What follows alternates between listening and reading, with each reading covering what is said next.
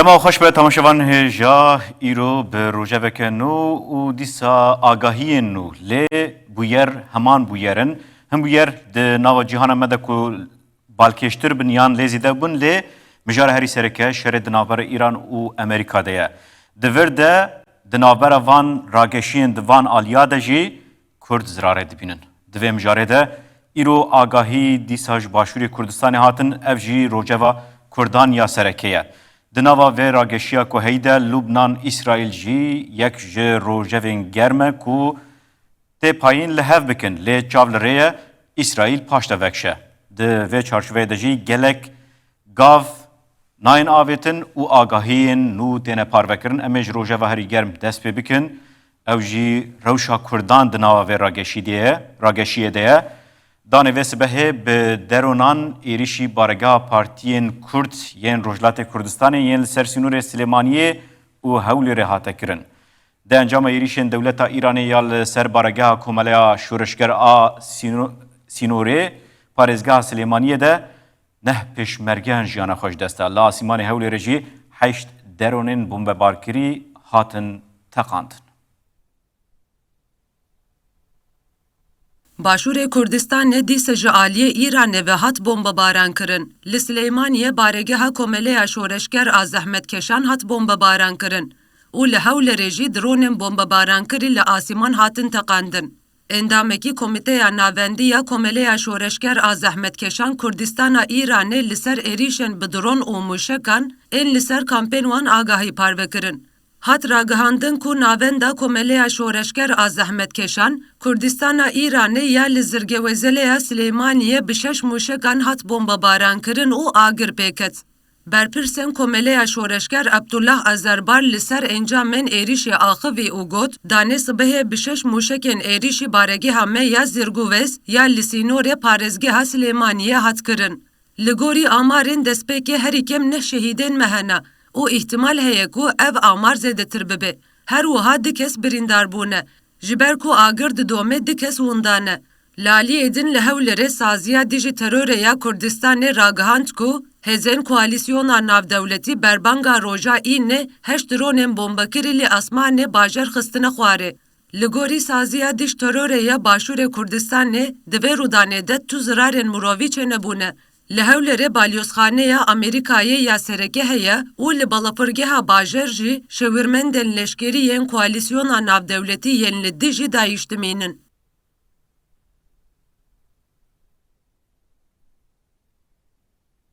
نشامه رزده جی دیمن و دیسا بمباردمانا کو دوه دناور ایران و امریکا ده چه بویه.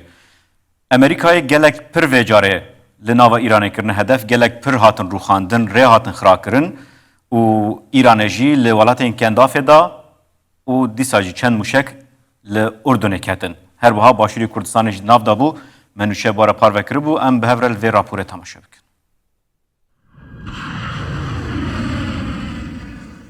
ارتش امریکای شش شوین ایریش خاکا ایران دکه. لگوری نوچه مدیای فرمیه ایرانه دانه صبح فروکه انشار ان امریکای بنسازی سیویل کرن آرمانج. دوان ایریشانده هر کم 8 کس مرن 20 کس جی بریندار بون. تلویزیونا فرمیه ایرانه دیار کرکو بالاپورن امریکای پرا باجاره بندر خمیر لسر تنگا و هرموزه روخاندنه. هر وها فروخانه باجار ایران شهره استاسیون ترن یا لباجار بندر عباس جی هاتنه بمباران کرن. فرمانداریا ناوندی یا امریکای سنت کومه ایریش پشتراز کرن. دداخویانی سنت کومه ده هات گوتن فروکین میین شر درون و کشتین میین لشکری و füzeyen حساس زیدتری ده آرمانجن لشکریین ایرانه کرن هدف. لالی edin ایرانه یکسر برسبابان ایریشاندا. تلویزیونا فرمی یا ایرانی راگهاند کو وان وکی تولهلدان بارگهن لشکریین امریکای لأردن، بحرین و کویت بفوزیان بمباران کرنه. ده همان دمده وزارت پاراستن یا قطر اشکره کرکو صبحا این füzeyen بر به ولات وان و هاتنه جعالین سیستما پاراستن و هاتنه تقاندن. هات راگهاندن کو جبر پرچه ین füzeyen زاروکک بریندار بویه. بردفکی وزارت کار در ویا ایران اسماعیل بقایی لسر حساب خوی اکسر راگهاند کو êrîşa li ser Ürdünê wekî bersivdayîna êrîşa Amerîkayê ya li nêzî nexweşxaneyeke zarokên penceşerê ya li Îranê hatiye kirin. Lê gefa herî mezin a Tehranê di daxuyaniya berdevkê baregeha navendî ya Xatemul Enbiya Albay İbrahim Zülfikarî de cih girt. Zülfikarî hişyarî da Amerîkayê û got ger Amerîka bi nesaziya me bike armanc, hemû bi nesaziya herêmê ya ku heta niha bi sabra me li ser piyan maye, dê ji aliyê hêzên me ve were rûxandin. Bersivdana me dê ne wek hev bê, lê dê gelek caran tundtir û werankertir bê. Serokê Meclîsa Îranê Mehmet Baqir Qalibaf destnîşan kir ku rêberê nû yê olî Mukteba Xameneyî dê biryara dawiya ser şer an müzakereyan bide. Li gorî nûçeyên ku di medyaya navnetewî de cih girtiye, Îrana plana girtina xetekê din a deryayî amade kiriye. Tê îddiakirin ku Tehranê ji hevalbendê xwe yê li Yemenê an ku Hûsiyan xwestiye ku ji bo girtina tengava Babul Mendebê ya li ser deryaya Sor amade bin. Heke ev plan pek were dê li gel tengava Hurmuzê xeta duyemîn a herî mezin a bazirganiya deryayî ya cîhanê jî were girtin. Ev yek dê bibe sedema krîzekê pir mezin a aborî û leşkerî li seranserê cîhanê. Di nav van geşedanan de Serokê Amerîkayê Donald Trump roja pênşemê di axaftina xwe ya ji bo gel de got ku wan li Îranê serkeftineke pir mezin bi dest xistiye. Trump diyar kir ku dê gelê Amerîkayê encamên vê xebatê di demekê nêz de bibîne.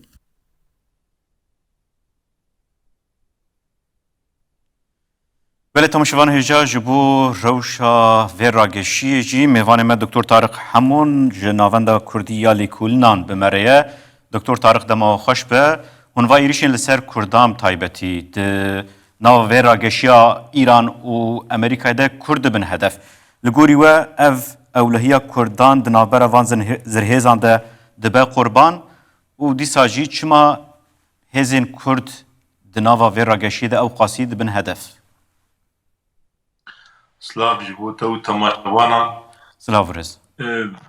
bêguman ne cara yekeme yani İran her di carên berê jî êrişî Başûrê Kurdistanê kir û êrişî bargehên partiyên siyasî yên Rojhilatê Kurdistanê kir. Wilo xuyayî got hewl dide yani Kurdan bêbandor bike, Kurdan çavtirsandî bike, hem pîlanên ê berxwedanê yan jî ê parastina millet yên got partiyên Kurd amade kirine beravêtî bike. Ew yeketiya got Kurdan di sibatê de ava kir têk bibe. Yani derbeyek pêşindeyî ji bo hêzên Kurd. Lê tiştê balkêş yani em vê jî bêjin heqa xisarek mezin yani behsa neh pêşmergeyan tê kirin. Ev gerek nebiya, gerek yani amadekarî mezintir biya ji ber bo İran em dîrokayê dizanin dewletek yani xedarê bawerî pê nayê êrîş dike yani ewlî sozan dide hinekî aram dike baweriyê çê dike lê li dijî van sozan derdikeve û li ciyê got nayê hesêb derbeyê dide wek Kurdan yani ev yek me dîtî û baş zanin em sersaxiyê ji milletê Kurd re dixwazin û hayedarî ji bo reaksiyon û siyaseta dewleta Îranê. Di vir de gelo Kurd çima bi vî rengî dibin hedef mijar tu dijminatiyekî Kurdan li gel Îranê tune heya Serokê Herêma Kurdistanê Nêçîrvan Barzanî li Tehranê bû beşdarî merasîma Xameneyî jî bû. Yani beşdarî merasîmê bû berî wê brûskek sersaxiyê ji bo Îranê şand û got Xameneî şehîd e yani û Kurdan Başûrê Kurdistanê her wiha herêmên din jî got em ne di navî şerî de ne em aliyekî nagirin em riya siyemîn digirin em ji dewleta Îranê re dibêje wer diyalogê wer çareseriyê em pirsgirêka hundirê vî welatî di çareser bikin lê dewleta Îranê wek me got yani ew zihniyeta xwe neguhertiye hîn wê şêweyekî keysperest û xedariyane tev digere hewl dide derbeyên xurt li hêzên eskerî yên Rojhilatê bixîne wê yeketiya wan xera bike zararek mezin davawan de peyda bike ev aliyek aliyekî din êrişan dide ser hewlerê jî û dronan dişîne yanî bajarekî sivîla hedef digire me di şerê berê didî texrîbatê mezin kir yani nêzîkî çel insanî çel sivîlî bêsûc û bêsebeb kuşt ji ber vê yani carek dem dubare dikin bawerî dewleta Îranê ji ber ku dewleta Îranê bi vê zextê de zihniyeta xwe neguhertiye yani heya niha doza diyalogê û hevdîtinê bi kesekî nekiriye bi rojba jî vê xwe xurt nîşan dide û bi dijwarî û bi şiddetê diçe ser hêzên eskeriyên Îranê û hewl dide yani heme pirsgirêkan piriya dijwariyê û terorê çareser bike ev heya niha diyar bîye mesela wê ku biçe ez bawerim girêdayî rewşa navnetewî û girêdayî rewşa êrişên Amerîkayî. Belê li gorî we Doktor Tarık heger ev rewşa êrişên Îranê li ser Kurdan bi vî rengî dewam bike û hin alî tînin ziman dibêjin ku ev êrişên çêdin belkî beşek ji nava Îranê dixwazin Kurdan derbasî nava vî şerî bikin. Li gorî we ev ê Kurd bi vî awayê ku hinek alî dixwazin derbasî nava vî şerê Îranê bibin. Yani Kurd ji bo mafê xwe şer dikin xîtaban wan ya siyasî diyarê aşîtiyê dixwazin çareseriyek siyasî dixwazin şer naxwazin bibin amûr destê tu hêzê de ku me berê jî ev yek dît heya Trump jî daxuyanî tund jî Kurda nîşan da ev ji bo dewleta Îranê firsend e yani ji dêvla ku dewleta Îranê ev yek buha bi nirxan da û pesnê vê helwesta hevrijiyan û aşîtiyaneya Kurdan li rojhilat û başûr bida berova jî tev digere êrîş dike Kurdan li hewlerê û li derdora Silêmaniyê hedef digire Kurdan qetil dike Kurdan dikuje ev yani dide diyarkirin ku dewleta Îranê hîn xwedî heman zihniyetê tercîha şer dike tercîha hêzê dike lê gelê Kurd hazir ji bo ku milletê xwe yanî biparêzin hazirin ji bo milletên xwe biparêzin lê ji bo ku bibin amûr destê ti hêzek beyanî dijî Îranê û gelên Îranê ev ya ji xwe berê helwestek dabûn gotibûn em vê yekê nakin carek de em dibêjin yani firsend ji bo dewleta Îranê ku çareseriyê peyda bike yan jî lîstikê mezin pêk tên yani heger dewlet zayıf bibe û qels bibe û êrişên Amerîkayê berdewam bikin û zêdetir bibin ihtimalek mezin heyî ku serhildana gel peyda bibe wê çavê wê dereng bi ku Îran diyalogê dest pê bike.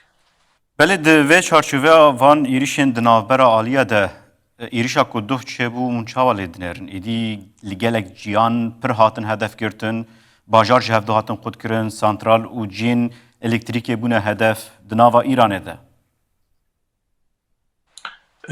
Bêguman yani derecak nihiya şerê ji xwe hin agahî henin ku wê hîn dijwartir bi ser Îranê bibiçin yani wê nokteyên elektrîkê hedef bigirin wê pirêyan hedef bigirin wê qenalên enerjiyê hedef bigirin heger bi vî şêweyî çêbû êrîş dijwartir dijî Îranê pêk hat û binsaziya yani ya dewletê hedef hate girtin ji xwe ambargo aborî jî heye wê Îran yani çend mehan heya kê mîsalekê nikare bi ber xwe bide wê tevliheviyên mezin hindirê Îranê jî peyda bibe ev yek Amerîka jî dizane û Îran jî dizane lê heya kîjan radeyê Amerîka dixwaze ku yani bigîne vê dereceya ku Îran ji hev bike û tevlihevî çêbibe ev ya ew jî mijarek bi serê xwe ye û Îran jî ez bawer nakim yani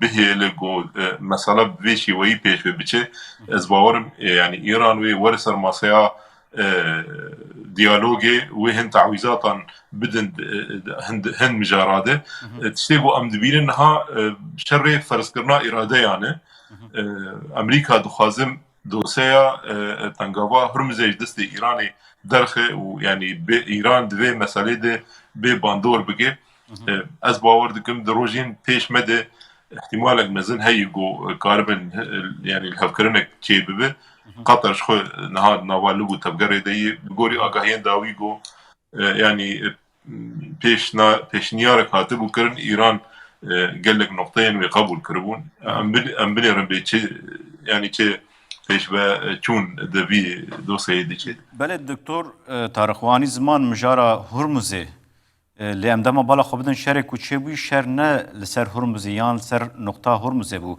یک مجارا چکن نوکلریین ایران دروجه ویده بو یادن مجارا حزب الله دروجه ویده بو لئیرو حمو مجار دانا آلی کی تنه به هرمز زرم جول دبن لگوری و اف سیاستا ایرانیه کو بوی آوایی بر بوی نقطه ده بریان راستی جی مجار اساس خود مجار هرمز او کنترل کرنا ریاب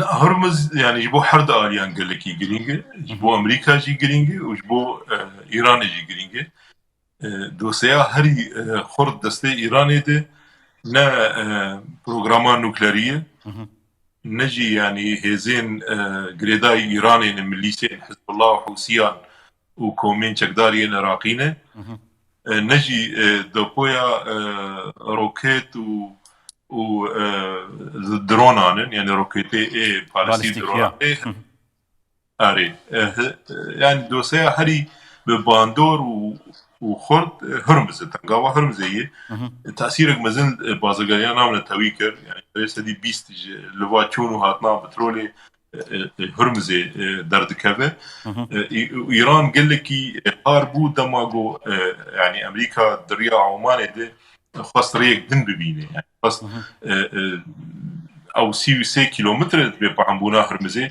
يعني هنجي ايراني وهنجي افا نام نتوي وهنجي دكابه بن سروريا عمان ده لي او خطا چونو هاتنه بحرا افاغو الجير سروريا عمان ده او ايراني او هدف قرت يعني خواست به كيتيك بيج برغو ايراني خواست هرمز تاني جريداي ويب او كنترولي بك امريكا قبول نكر او تبلها بدركت جبو يعني مثلا بازرگانيان ناو نتوي وجبو امريكا وروشاوي هندري برغو جارتن مهاي آزاد هنه اف دوسي گرگ دسته ایران بیت درخستن وکی دن از باورم دوسين ده حياة راديك مزن هاتن بباندور كرن يعني حزب الله جي دربا خاري حوثيا جي دربا خاري هزين عراقيش خود هاتين كنترول كرن او دبويا روكيتين بالستيجي نمينا بري بباندور وكان الاسرائيلي بكفن بروغراما نوكليريجي بيشتي هقا دربين مزن يعني بلا اخيد معنا هاتي بباندور كرن لتشتي جرينج ويجو ام بيجن باندورك يكسر بساعتان يعني دكي هرمزه يعني ايران ايرو هرمزه بقره والتوهيا جهاني بترول بها وخلق عاجز دكتور طارق نها ام بالا خابدن ایران دمجاره تنگا و هرمز ده اری راست زختل امریکا که لی حمو ولاتن تایبتی روجاوی ناتوی خستنه دجمن جبو خوش بر اونا زراره دیبنن دیسا ولاتن کندا فی جیران جیش بر هر رو جیریشی وهاندکی اوجی هر شقاسی هلوستی که تون نشان نادن لی اوجی دوی دره دا ایدی هیدی دبن دجمن لهم بری ایرانه ایران مشکلین خواه پرسکلیکن خواه نافخواهی حلناکی ایریشی کرداجد کل گوری و هگر روش بوی آوائی بچه ایران بوی هلوسته دوام بکی اوه لسر ماسیجی کار به دیالوگات شکی بک يعني الجوري ذهنيتها إيراني دبي هلوسته تونتر نشان بده او جبوه مثلا حما آلی ببن دجمن نگلکی گرینگه او به هلوسته به ذهنیته باور دکه گوی سر پیان بمینه يعني الولايات كندافي دخه نقطين انرجيه دخه تنقاوا هرمزي دغري الكردان دخه نها اشكرت بيجن امي ترامب ونظام جيجري ترامب ونتنياهو زام كي وقت انتقام جبوك وشنا خامنه يمون تصفيه بكن بيشي ويجي يعني خطابك انا الايراني دياره وبرزه يعني ايران هول بده خويا كرنگو هنا دولتك خرطه هنا كار ايريش بكي هنا كار سري خود سري امريكا بخينه كيجان الين جو بخازه يعني تف بقر سعودي في شري بقر يجي بفكر جو إيران ضعيفة أو شاشة أو يعني شاش ده فكره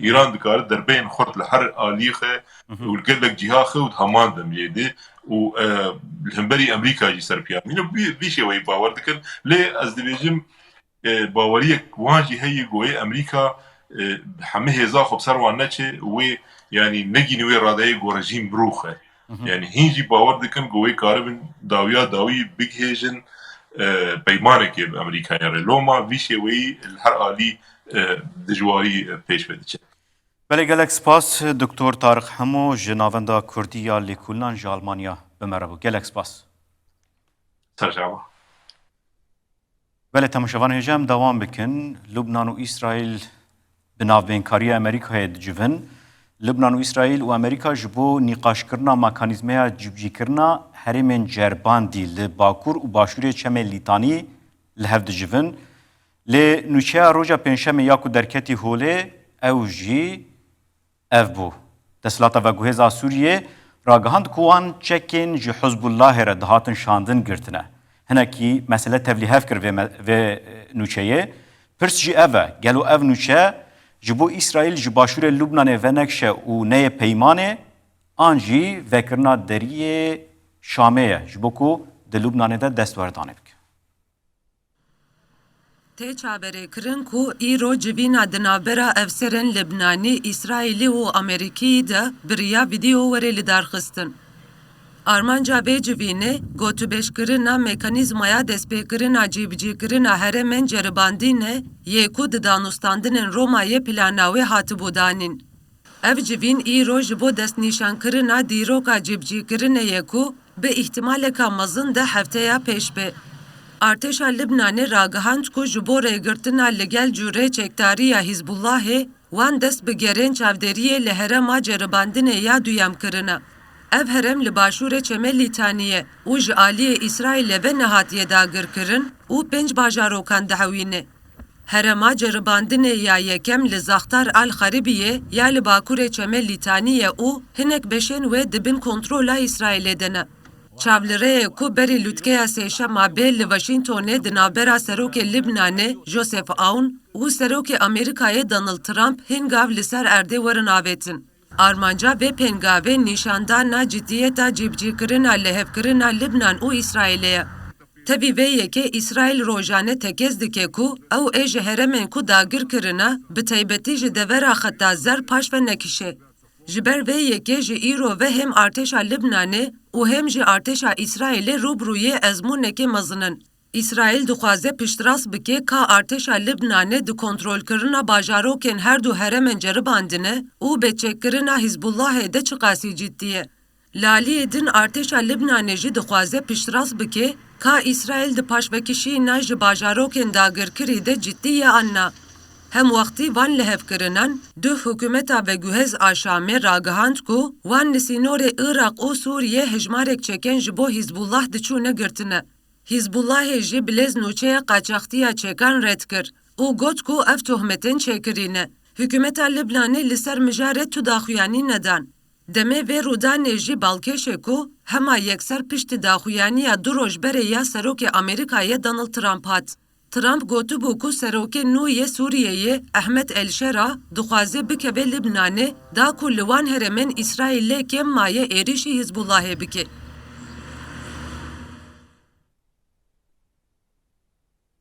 امبری خوب دن شهر نافبرا روسیا و اوکراینای ده نافبرا وان ده شهر گرو گرم بویه روسیا و اوکراینیا لسر ایریشین لسر اودیسا و هرم اتمی یا سپاروژیای داخویانین دجبری هفت دن.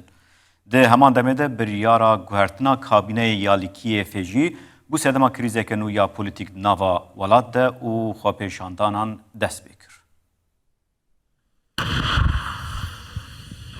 شرید نافبرا روسیا و اوکراینایê de bi êrişên giranên asmanî berdewam dike. Artêşa Rûsyayê şêvaborî bi 130 dron û 8 mûşekên esmanî êrişê heremên cuda yên Ukraynayê kir. Fermandariya parastina esmanî ya Ukraynayê ragihand ku wan 115 dron û 5 mûşek li asman têkbirine. Lebelê perçeyên mûşekan li heft hereman ketine xwarê û bi nesaziya sivîl zirar dîtiye. Laliyedin fermandariya giştiya Ukraynayê ragihand ku di nava 24 demjimêrên dawî de 1307 leşkerên Rusyayê hatine kuştin û birîndarkirin. Li gorî daxuyaniyên fermî di êrişên dronan ên li ser binesaziya Bendava Mykola jî ve de du kesan jiyane xwe ji dest daye û sê keştiyên sivîl zirar dîtine. Ji ber zirarên li ser binesaziya enerjiyê hat ragihandin ku şîrketa Naftogazê xebatên xwe yên li kargeha gazê ya Xarkîvê rawestandine. Serokê Ukraynayê Volodymyr Zelenskî li ser hesabê xwe yê X'ê ragihand ku di êrişên şêva borî de 4 kesan jiyane xwe ji dest daye. Zelenskî diyar kir ku mûşekekê li avahiyekê rûniştandinê ya li Odesayê xistiye. Li Zaporijyayê 2 kes mirine û li Sumyayê jî ji ber 15 bombeyan binesazî zirar dîtine.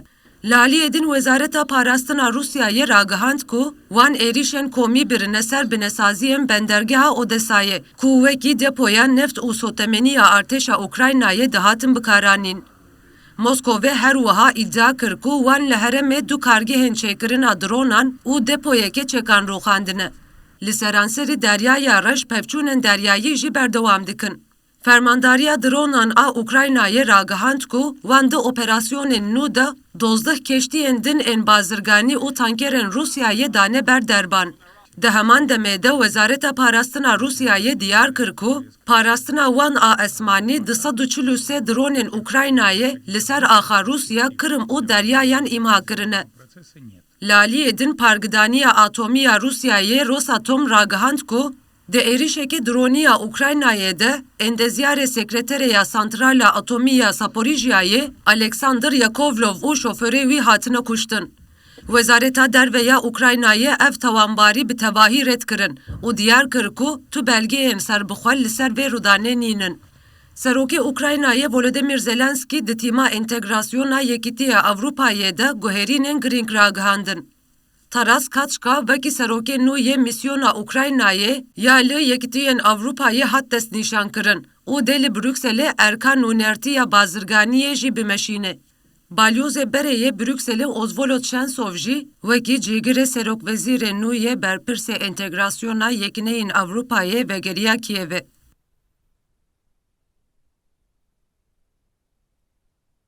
Emberê xwe bidin Brîtanya li wê deverê daxuyanekî niha derketiye dibêje ku hêzên Îranê keştiyeke din ya veguhestina petrolê kiriye armanc ev jî di çarçova êrişên di navbera Amerîka û Îranê de bi taybet li Hormuzê ne lê em ê dîsa li Brîtanya bimînin ev jî nûçeya ku di rêzê de rewşa navxweyî de diyar kirin bu wêre jî siyaseta derve ya Brîtanya jî tê guhertin. Partiya Karker a Deshilatdar li Brîtanya îro kongreyeke taybet li darxist û Andy Burnham wekî lîderê nû yê partiyê û serokwezîrê welat hilbijart.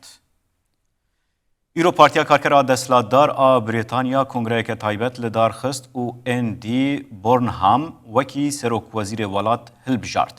Tê çavrêkirin ku ew roja duşemê li şûna Keir Starmer dest bi kar bike. Keir Starmer ji ber şaşiyên polîtîka navxweyî û fişara parlamenteran di 22 hezêranê de biryara vekşîna xwe ragihand.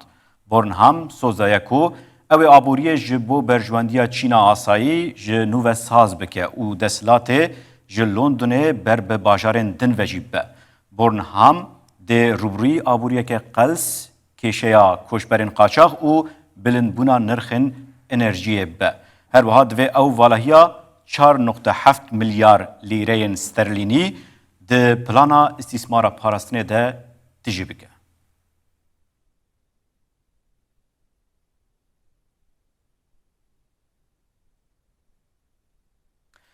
Mijara koçberan li gelek deveran bi nûçeyên cuda dikeve rojevê du keştiyên ku tê texmînkirin 53 penaberên Rohingayê têdabûn li deryayê wenda bûne. Saziyên mafên mirovan bi fikarin ku keştî ji ber şert û mercêngiran ên deryayê xeniqîne bin av bûne.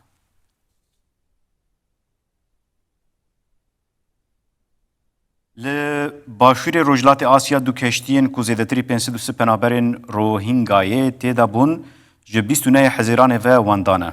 Her du keştî ji Myanmarê birêk ketibûn. Rexsina projeya Arakanê hişyariyekê dide ku nîvê van kesan jin û zarokin. Di vê heyamê de ji ber ba û baranên zêde pêlên deryayê gelekî bilind dibin. Masîvanan ragihandin ku wan li ser deryayê li beravan gelek termên kesan dîtine. Li gorî agahiyan, qaçaxciyan ji bo van kesan bibin Malîzyayê ji her kesekî $3,000 standine. Ji ber şerê navxweyiyê li eyaleta Rakhînê înternet xute û agahiyên zelal ji wir nayên girtin. Netewên yekbûyî jî û saziyên mafê mirovan daxwaz kirin ku lêkolînek bi lez were kirin. Mirovên Rohingayî li Myanmarê ji mafê hemwelatîbûnê bêparin û ji ber zulmê tena serê xwe berê xwe din welatên der û dorê. Her sal bi hezaran kes didin seriya koçberiya ber bi Malîzya û Endonesyayê ve.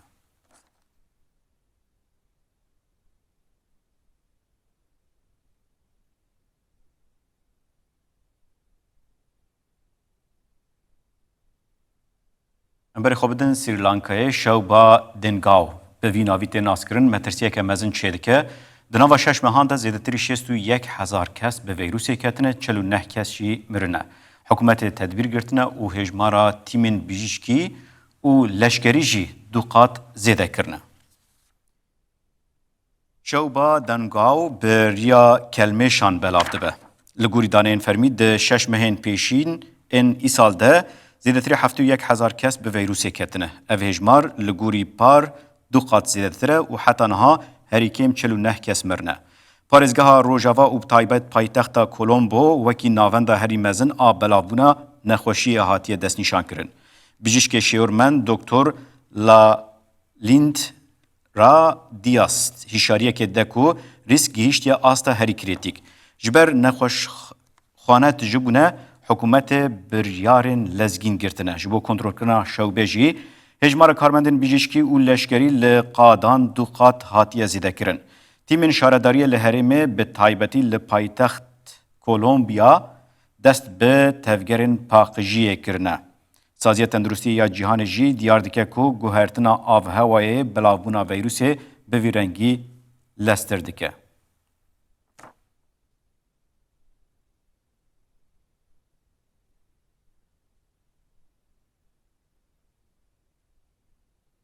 Guherina avhewayê bandoreke giran li seranserî cîhanê dike ji germahiya kujer li Spanya û Kanadayê bû sedema şewatên mezin li her du aliyan jî bi hezaran hektar daristan şewitîn. Cîhan dibin bandora germahiyeke zêde de dinalê. Li gorî daxuyaniya saziya avhewayê ya Yekîtiya Ewropayê Kopernikus, meha hezîranê li parzemîna Ewropayê wekî meha herî germ a dîrokê hat tomar kirin. Zanyar dibêjin bêyî guherîna avhewayê ev pêlên germenê pêkan bû. Li gorî zanyariyan tenê li Ewropayê zêdetirî 10,000 kes ji ber germahiya zêde mirin. Her wiha daristan jî di nav a girdeman. Rewşa li İspanyayê her ku diçe xirabtir dibe. Welat di nava vê rojê bi sê şewatên mezin ên çalak re rûbirû ye. Şewat ji ber germahiya bilind, bayê zêde û nebûna şîlayiyê nayên kontrol kirin. Şewata herî mezin li devera Cinco Villas a li ser bi parêzgeha Zaragozayê derket. Ev şewat bi şewitandina zêdetirî 12,000 hektar erd, bû keraseta herî mezin a şewata îsal li seranserî İspanyayê. Ji ber metirsiya agir, 6 gundên li vê herêmê hatin valekirin. Li herêmên Guadalaxa û paytext Madridê jî tîmên agirkujiyê li hember du şewatên mezin di şerekî dijwar de ne. Ji ber dûmana reş û jehrî ji zêdetirî 10,000 kes hat xwestin ku di malên xwe de bimênin û deriyên xwe venekin. Her wiha hat ragihandin ku şewata li herêma çû dat realê piştî ku 800 hektar ji daristanê şewitant hatiye vemirandin. Her wiha li herêma Aragon a li bakurê Rojhilatê İspanyayê şewatekê mezin zêdetirî 7,600 hektar daristan şewitandine. Ev keraset tenê hefteyekê piştî şewata mezin a li Almeryayê qewmî ku têde 13 kes mirîbû derket. Ev dîmen jî ji piştî şewata li daristana Fontainebleau ya Fransayê ma. Li duv şewatê tenê siruştekî ku bûye xwelî û darên ku hîn jê dûman dertê ma. Krîza li parzemîna Amerîkayê jî nekêmtir e. Sibaha pênçemê ji ber zêdetirî 850 şewatên daristanan ên li Kanadayê, dumanekê pir giran û jehrî asîmanê gelek dewletên Amerîkayê girtiye. Bajarê Detroitê Amerîkayê ket rêza yekem a hewaya herî qirêj a cîhanê. Sîstema parastina jingehê ya Amerîkayê hişyarî da welatiyan ku ji malên xwe dernekevin. Li gelek bajarên wekî Minneapolis û Chicagoyê, çalakiyên li derve konser û hewzên avjeniyê hatin girtin. Li bajarê New Yorkê asîman porteqalî bû û bêhna şewatê li her derê belav bûye. Dumana şewatên daristanê yên li Kanadayê li ser balafirgeha New Yorkê mijekê porteqalî çêkir. Her wiha stadyuma MetLife'ê a ku di roja yekşemê mazûvaniya fînala Kupaya Cîhanê ya 2026 bike dibin dumanekê giran de ye. Rayedar diyar dikin ku ev duman ji bo tendirustiya mirovan pir xeternak e. Ji ber vê li New Yorkê dest bi belavkirina maskeyên KN95 hatiye kirin. Zanyar jî hişyariyê didin ku ev dumana jehrî rîska krîza dil, felç û nexşeyên giran zêdetir dike. Li İtalyayê di sektora modeya lûks de skandaleke mezin a xebtandina nava mercên kolebûnê derkete holê. Polîsên İtalya avîte ser ofîsên markeyên navdar ên Mîna, Çanlî û Bulgarî. Polîsên İtalî roja pênçemê avîte ser ofîsên markeyên herî lûks ên cîhanê. Di nava van markeyan de navên mezin ên wekî Çanla û Bulgarî jî hene. Sedema vê operasyonê sîstema xebatê ye ku karkerên Çînî dibin mercên herî giran de kar dikin. Ev lêpirsîn ji aliyê dozgeriya Milanoyê ve tê birêvebirin. Di encama vê lêpirsînê de derkete holê ku markeyên Mîna, Prada, Givenchy û Dolce Gabbana di zincîra vê sîstema xebtandina bêdestûr û sînor de cih girtine. Dozgerê Milano, Paolo Storari ev agahî piştrast kirin. Storari eşkere kir ku markeyên wekî Bornello, Goscinelli, Etro, Guard Italy, Moncler û Stefano Recci jî di bin çavdîriyê de ne.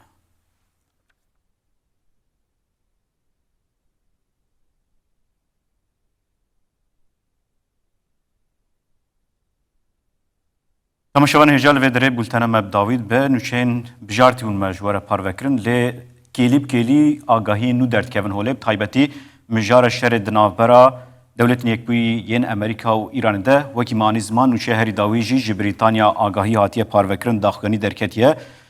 Brîtanya dibêje ku keştiyeke veguhestina petrolê li dengava Hormuzê careke din bûye hedef. Bi vê nûçeyê jî em ê xatirê xwe ji we bixwazin heya roja duşemê nava xweşiyê dibînin dem baş.